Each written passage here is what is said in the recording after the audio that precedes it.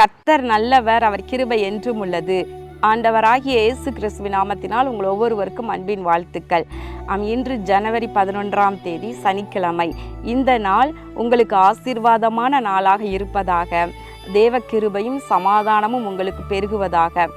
இன்று உங்களுடைய பிரயாசங்களை எல்லாம் கர்த்தர் ஆசீர்வதிப்பாராக. இன்று நாம் தியானிக்கும் வசனம் 1 யோவான் 4ஆம் அதிகாரம் 4வது வசனம். உலகத்தில் இருக்கிறவனிலும் உங்களில் இருக்கிறவர் பெரியவர். இந்த வார்த்தையை தேவ பிள்ளைகள் மறக்கவே கூடாது. சின்ன ஒரு பிரச்சனை, சின்ன ஒரு மனநோவு யாராவது உண்டாக்கிட்டாங்கன்னா உடனே எல்லாரும் என்ன செய்கிறோம், உடனே சோர்ந்து போய் அப்படியே இதயமெல்லாம் துவண்டு போய் விடுகின்றது. அப்படி விசுவாசமே அநேகருக்கு குறைஞ்சி போய்கிறது. ஆனால் இந்த வசனத்தை பெரிய எழுத்தா எழுதி ஒரு போர்டு பண்ணிக்கங்க, அல்லது நல்லா டைப் பண்ணி அல்லது கையினாலே எழுதி பெரிய ஒரு பேப்பரில் எழுதி உங்கள் வீட்டில் ஒட்டி வச்சுக்கோங்க. நீங்கள் எப்போல்லாம் பார்க்கணுமோ அப்போல்லாம் பார்த்தீங்கன்னா இது ஞாபகத்துக்கு வரும். என்ன? உலகத்தில் இருப்பவனிலும் உங்களில் இருப்பவர் பெரியவர். அப்போ இதை மறக்கவே கூடாது. இது நம்ம மனதில் எப்பயும் இருந்ததுன்னா நம்ம எதற்கும் பயப்படவே மாட்டோம். யார் என்ன சொன்னாலும் கலங்கவே மாட்டோம். என்ன பிரச்சனை வந்தாலும் நீங்கள் பிரச்சனையை பார்த்து சொல்லுவீங்க, பிரச்சனையே உன்னை விட எனக்குள் இருக்கிறவர் பெரியவர் என்று சொல்ல முடியும் நமக்கு. பிரியமானவர்களே, உலகத்தில் இருப்பது என்ன? உலகத்தில் இருக்கிற மனிதர்களே உங்களுக்கு விரோதமாக ஒரு மலையை போல நின்று உங்களுக்கு தடைகளாக இருக்கலாம், உங்களை வேதனைப்படுத்திட்டு இருக்கலாம், உங்களுக்கு வருகின்ற நன்மைகளை தடுத்து கொண்டு நின்று கொண்டிருக்கலாம், அல்லது உங்களை அடக்கி ஆண்டு கொண்டிருக்கலாம். மனிதர்கள் அப்படி இருக்கலாம். அல்லது இந்த உலகத்தில் இருக்கிற பிசாசு கூட, அவன் கூட நம்மை பயமுறுத்தி கொண்டு இருக்கலாம். சவாலான பிரச்சனைகளை கொண்டு வந்து கொடுத்துக்கிட்டே இருக்கலாம். எப்படி கோலியாத்தை போல பெரிய மனுஷனாய் நின்று இஸ்ரவேல் மக்கள் எல்லாம் சேனைகளையே கலங்கடித்து கொண்டு சவால் விட்டு கொண்டே இருந்தான். இஸ்ரவேலின் இராணுவத்திற்கு புரியலை, அது ராஜாவுக்கு புரியலை, அவனுக்கு கீழே இருக்கிற அந்த போர் சேவகர்களுக்கு புரியலை. ஆனால் சின்ன பையன் தாவீதுக்கு புரிந்தது. உலகத்தில் இருப்பவனிலும் அவர் எனக்குள் இருப்பவர் பெரியவர் என்று தாவீதுக்கு அன்றைக்கு புரிந்தது. அது புரிந்ததுனால தான் விசுவாசத்தினாலே, கர்த்தருடைய நாமத்தினாலே அந்த கோலியாத்தை முறியடித்ததை பார்க்கின்றோம். இன்னைக்கு நீங்கள் விசுவாசிங்க.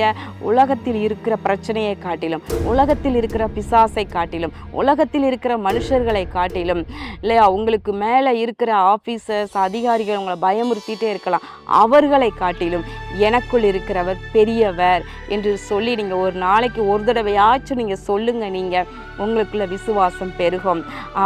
அவர் நமக்குள்ளே இருப்பதினாலே, என்னை பலப்படுத்துகிற கிறிஸ்துவினாலே எல்லாவற்றையும் செய்ய முடியும் என்று சொல்லி இருக்கிறது. அப்போ பலப்படுத்துகிற அவராலே நம்ம எல்லாவற்றையும் செய்ய முடியும். ஆனால் அவரே நமக்குள்ளே இருப்பார். ஆனால் நாம் நிச்சயமாக எல்லாவற்றையும் செய்ய முடியும்.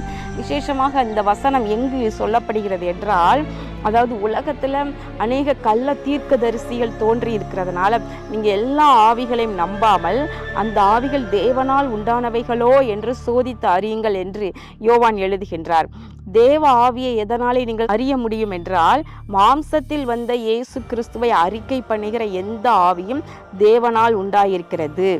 மாம்சத்தில் வந்த இயேசு கிறிஸ்துவை அறிக்கை பண்ணாத எந்த ஆவியும் தேவனால் உண்டானது அல்ல என்று சொல்லப்படுகிறது. இப்படிப்பட்டவர்களை நீங்கள் ஜெயித்தீர்கள். அப்போ நல்லா புரிஞ்சுக்கிடணும், அவர்கள் வஞ்சிக்கிறவர்கள். யாரு? மாம்சத்தில் வந்த இயேசு கிறிஸ்துவை அறிக்கை பண்ணாமல், அவரை குறித்து அவரை சென்டராக வைத்து சுவிசேஷம் பிரசங்கிக்கப்படாமல், அவருடைய நாமத்தை யூஸ் பண்ணாமல், அவரை குறித்து அறிக்கை பண்ணாத எந்த ஆவியும் அது சரியானது அல்ல என்பதை நம்ம புரிந்து கொள்ள வேண்டும். அது தேவனால் உண்டானது அல்ல என்பதை புரிந்து கொள்ள வேண்டும். அதை சொல்லும் பொழுதுதான் இங்கு எழுதப்படுகிறது, உலகத்தில் இருக்கிறவனிலும் உங்களில் இருக்கிறவர் பெரியவர் என்று சொல்லி. பிரியமானவர்களே, இதோ கடைசி காலத்தில் வாழ்ந்து கொண்டிருக்கின்றோம்.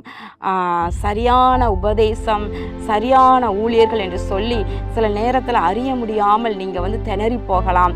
ஆனால் அதை அறிய வைப்பது உங்களுக்குள்ள பரிசுத்த ஆவியானவர் இருக்கிறார். கர்த்தருடைய ஆவி உங்களுக்குள்ள இருப்பார். ஆனால் இதையெல்லாம் உங்களுக்கு தெளிவாய் அறியப்படுவார், தெளிவாய் புரிந்து கொள்ள பண்ணுவார்.